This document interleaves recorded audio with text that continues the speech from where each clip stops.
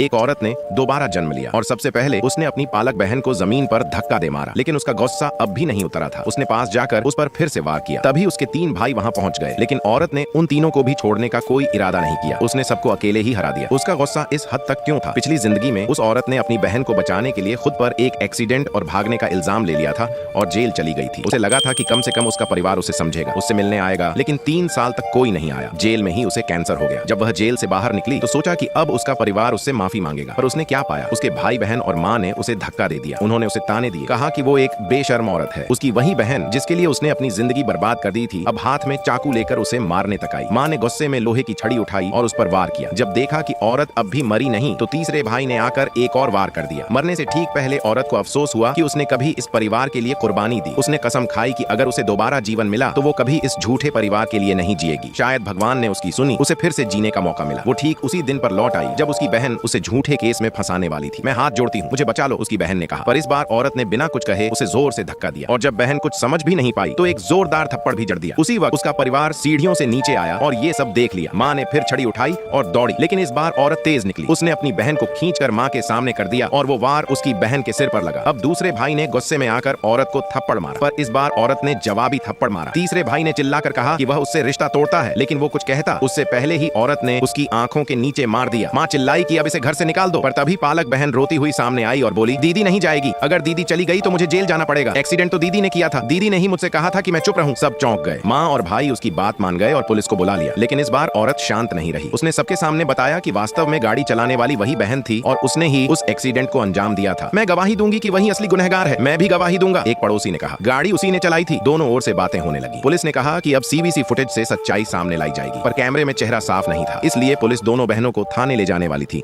तभी सबसे बड़े भाई ने कहा, मैं बता सकता हूँ असली ड्राइवर कौन था, क्योंकि उस दिन जो जैकेट पहनी थी वो मैंने अपनी बड़ी बहन को गिफ्ट की थी। औरत ने आंसू बहाते हुए कहा, माँ भाई क्या आपको सच में नहीं पता? मेरे पास लाइसेंस नहीं है, मैंने गाड़ी कभी चलाई ही नहीं। मगर कोई मानने को तैयार नहीं था। हर कोई यही कहता रहा कि छोटी बहन तो हमेशा से सीधी सादी है और बड़ी तो बेसहारा रही है, जरूर वही गुनहगार होगी। जैसे छोटी बहन अगर सांस भी ले तो फूल महकते हैं और बड़ी अगर बोल भी दे तो वो भी जुर्म लगने लगता है। तभी पुलिस अधिकारी ने कहा, हमारे पास नए फुटेज आ गए हैं, इस बार चेहरा साफ दिखेगा। सबकी सांसें थम गईं। जैसे ही नया वीडियो चला, छोटी बहन का चेहरा साफ दिख गया। वो खुद गाड़ी चला रही थी। अब उसकी हालत बिगड़ गई। वो रोते हुए मान गई कि एक्सीडेंट उसी ने किया था, लेकिन हैरानी की बात ये थी कि फिर भी उसके भाई और माँ यही कहते रहे, नहीं हमारी छोटी बेटी ऐसा नहीं कर सकती, जरूर कोई साजिश है, सच्चाई सामने लानी होगी।